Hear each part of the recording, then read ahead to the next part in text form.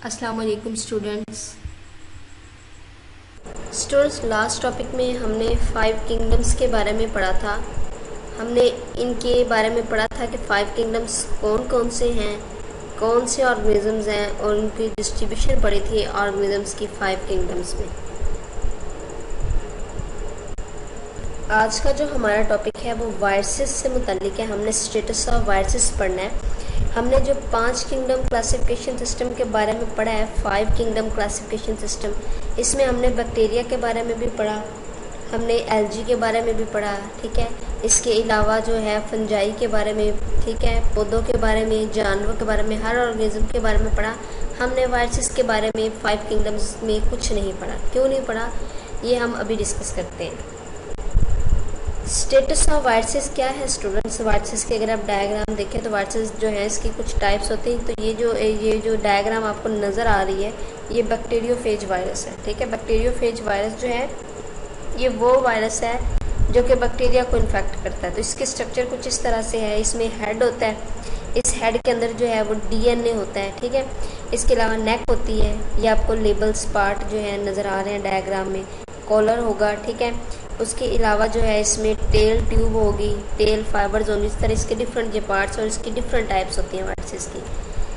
Students, viruses क्या है? ये बॉर्डर लाइन में है लिविंग और नॉन लिविंग के दरमियान, यानी कि ना हम इसे मुकम्मल तौर पे लिविंग कह सकते हैं, ना मुकम्मल तौर पे नॉन लिविंग कह सकते हैं, ठीक है। क्यों नहीं कह सकते? वजह इसकी ये है कि इनकी जो स्ट्रक्चर है वो क्रिस्टलाइन नेचर है, ठीक है ना। ये क्रिस्टल्स की तरह के होते हैं। तो आपको पता है कि एक अगर नॉन लिविंग थिंग है वही क्रिस्टल्स की फॉर्म में हो सकती है, कभी कोई लिविंग जो है ऑर्गेनिज्म वो क्रिस्टल की फॉर्म में नहीं हो सकती, ठीक है। तो एक वजह ये है, due to their crystalline nature they are considered as non living. इसके बाद जो है दे आर ए सेलुलर। ये क्या है? ये ए सेलुलर है। ए सेलुलर का मतलब होता है कि इनमें ये सेल्स पे मुश्तमिल नहीं होते, ठीक है। इनमें कोई जब सेल्स ही नहीं है तो मतलब इनमें सेलुलर ऑर्गेनाइजेशन भी नहीं होगी, ठीक है ना।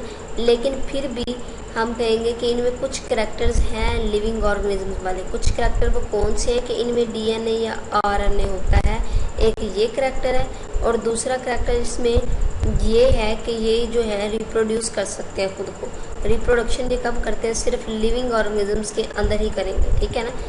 लिविंग ऑर्गेनिज्म्स के अंदर ये अपनी तादाद बढ़ाते हैं। जब अपनी तादाद बढ़ाएंगे तो ये बीमारियां पैदा करेंगे, ठीक है। तो स्टेटस ऑफ वायरसेस क्या है कि अगर हम वायरसेस को देखें तो वायरसेस को नॉन लिविंग कहेंगे क्योंकि ये जो है क्रिस्टलाइन नेचर है, ठीक है। और ए सेलुलर है क्योंकि इनमें सेलुलर ऑर्गेनाइजेशन नहीं होती, ठीक है।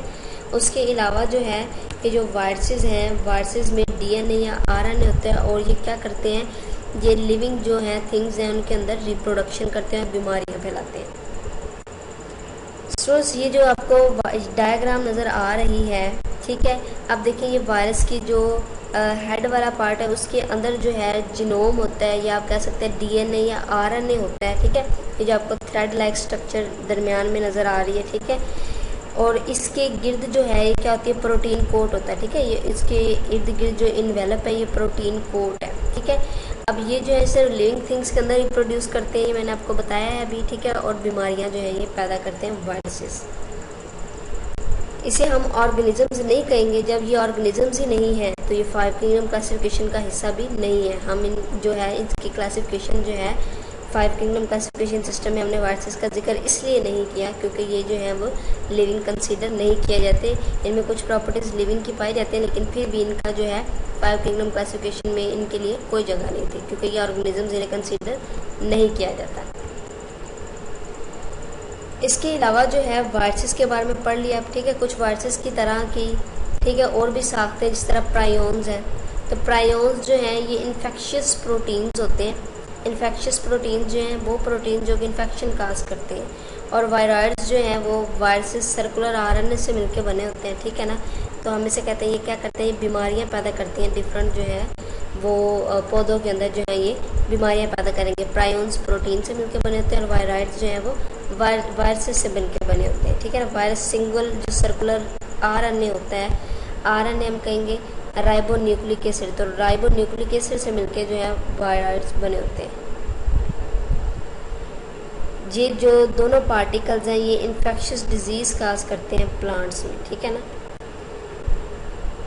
स्टूडेंट्स आज जो हमने एक शॉर्ट सा टॉपिक पढ़ा था वायरसेस के बारे में, तो वायरसेस जो है ये क्वेश्चन इस तरह से बन सकता है इसमें, इस टॉपिक में, कि वायरसेस को 5 किंगडम क्लासिफिकेशन सिस्टम में क्यों नहीं शामिल किया गया, why viruses are not included in 5 kingdom classification system. इसमें सिर्फ यही शॉर्ट क्वेश्चन बन सकता है, ठीक है। और इसके अलावा जो प्रायन्स और वायराइड्स के बारे में पढ़ा, ये क्या है तो इसके बारे में आपको पता होना चाहिए। प्रायन्स जो है प्रोटीन से मिलकर बने होते हैं और वायराइड्स आरएनए से मिलकर बने होते हैं। इन्फेक्शियस जो है सिंगल सर्कुलर आरएनए से मिलकर बने होते हैं और ये दोनों बीमारियां पैदा करते हैं पौधों के अंदर।